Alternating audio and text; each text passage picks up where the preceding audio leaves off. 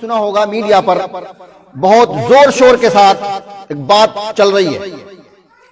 پاکستان کی عورت وکیل ہے جس کا نام سیفی علی خان ہے.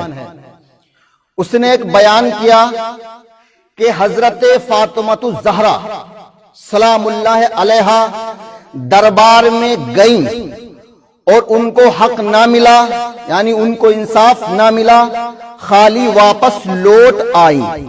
یہ اس کا بیان ہے. تو میں Ahmad Hasan Qadri Amroha U P India اس کے بیان کی تائید کرتا ہوں، تصدیق کرتا ہوں. جو اس نے کہا ہے وہ صحیح ہے. اور وہ صحیح کیسے ہے؟ سامعین محترم، ہر تاریخ میں اسلام کی کوئی بھی تاریخ ہو، بلکہ عیسائیوں کی، یہودیوں کی، کسی بھی تاریخ کو اٹھا کے دیکھ لیجیے آپ، حضرت فاطمہ الزہرا شہزادی کونین، مادر حسنین، بطول بنت رسول، اپنے باپ کے انتقال کے بعد، یعنی محمد الرسول اللہ کے انتقال کے بعد بادشاہ وقت، خلیفہ وقت کے پاس گئیں اور کہا کہ مجھے میرا حق چاہیے.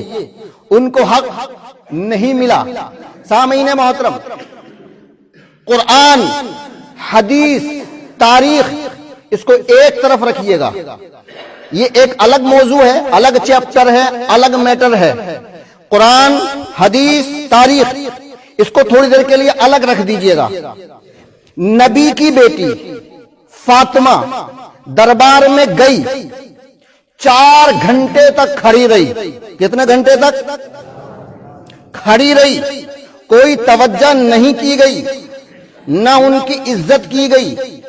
سامعین محترم، یہ فاطمہ معلوم ہے کون ہے؟ یہ وہ فاطمہ ہیں کہ جب حضور صلی اللہ علیہ وسلم کے پاس تشریف لاتی تھیں تو حضور صلی اللہ علیہ وسلم ان کے استقبال کے لیے کھڑے ہو جاتے تھے.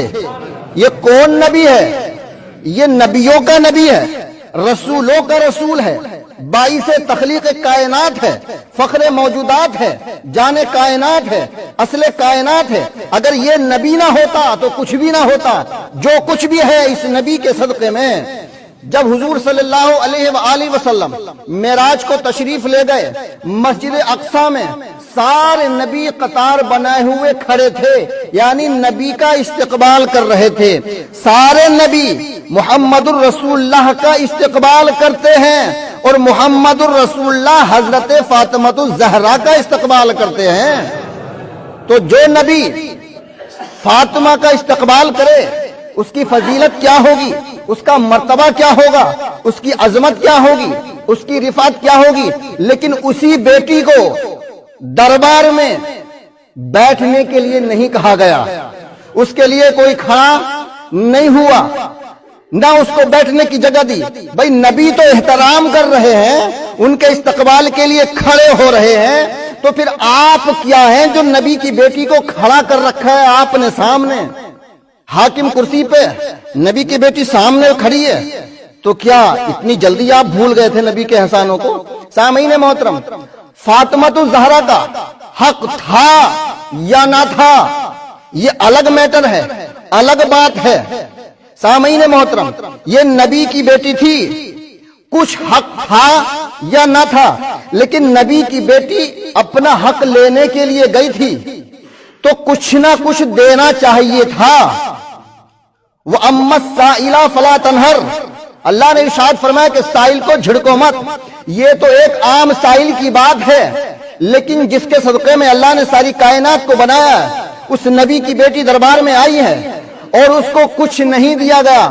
بھائی حق تھا یا نہ تھا، لیکن بحیثیت نبی کی بیٹی اس کو کچھ نہ کچھ تو ملنا چاہیے تھا. سامعین محترم، یہ وہ فاطمہ ہے کہ جس کے گھر سے، جس کے در سے کوئی خالی گیا ہی نہیں ہے. مجھے ایک چھوٹی سی حکایت یاد آ رہی ہے، اور اللہ نے اس واقعے کو قرآن میں ارشاد فرمایا ہے، وَيُطْعِمُونَ الطَّعَامَ عَلَى حُبِّهِ مِسْكِينًا وَيَتِيمًا وَأَسِيرًا.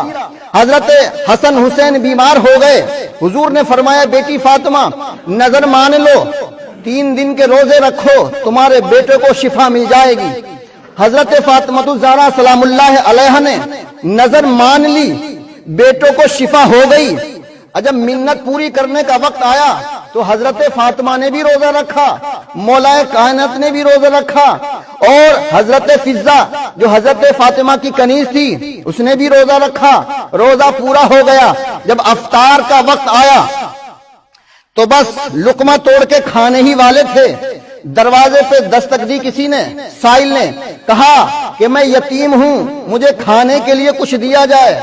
تینوں کے تینوں نے، علی نے، فاطمہ نے، فضہ نے اپنے حصے کا کھانا سائل کو دے دیا، خود پانی سے افطار کر لیا۔ دوسرا دن آیا، روزہ پورا ہو گیا، پھر جب افطار کا وقت آیا پھر ایک سائل آ گیا، اسیر آ گیا۔ سامعین محترم، اس نے دروازے پہ دستک دی، میں بھوکا ہوں، مجھے کھانا دیا جائے۔ تینوں نے اپنے حصے کا کھانا پھر سائل کو دے دیا۔ تیسرا دن ہوا، پھر افطار کا وقت آیا، پھر سائل آ گیا، تینوں نے اپنے حصے کا کھانا پھر سائل کو دے دیا۔ 3 دن تک بھوکے رہے، پانی سے سحری اور افطار کرتے رہے۔ یہ وہ لوگ ہیں خود بھوکے رہتے ہیں اور دوسروں کو کھلاتے ہیں، لیکن جب یہی فاطمہ دربار میں جاتی ہے تو اس کو کچھ نہیں دیا جاتا۔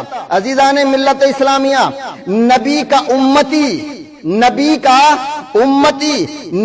کی حکومت پر، نبی کی کرسی پر اگر مالک بن کر بیٹھ سکتا ہے تو جب نبی کے امتی کو حق ہے کہ نبی کی حکومت سنبھالے، تو سامعین محترم جب امتی پوری حکومت لے سکتا ہے تو پھر کیا جس نبی کے صدقے میں حکومت ملی ہے اس کی بیٹی کو کچھ نہیں دے سکتا؟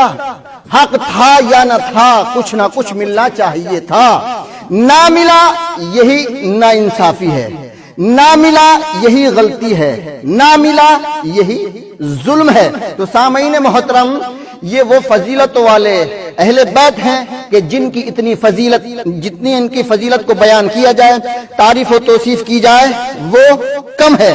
کسی شاعر نے بس مختصر جملوں میں کہہ دیا ہے، پنجتن کی الفت ہی زندگی کی قیمت ہے، پنجتن کی الفت ہی زندگی کی قیمت ہے۔ ارے جس کا شوہر قاسم جنت و نار ہو، جنت اور جہنم کا بانٹنے والا ہو، اس کی بیوی کو خالی لوٹایا جا رہا ہے۔ جس کا باپ وجہ تخلیق کائنات ہو، اس کی بیٹی کو تم خالی لوٹا رہے ہو۔ جس کے بیٹے جنتوں کے سردار ہوں، ان کی ماں کو خالی لوٹا رہے ہو، اور جو خود جنتی عورتوں کی سردار ہو اس کو آپ خالی لوٹا رہے ہیں۔ نہیں تھا میں نے مان لیا، لیکن رسول کی بیٹی ہونے کے ناطے کچھ نہ کچھ ملنا چاہیے تھا، نہ ملا یہی تو شکایت ہے۔ پنجتن کی الفت ہی زندگی کی قیمت ہے، پنجتن کی الفت ہی زندگی کی قیمت ہے، ان کے عشق میں مرنا خلد کی ضمانت ہے، ان کے عشق میں مرنا خلد کی ضمانت ہے، ان کا عشق ہے دل میں پھر عمل عبادت ہے، ان کا عشق ہے دل میں پھر عمل عبادت ہے۔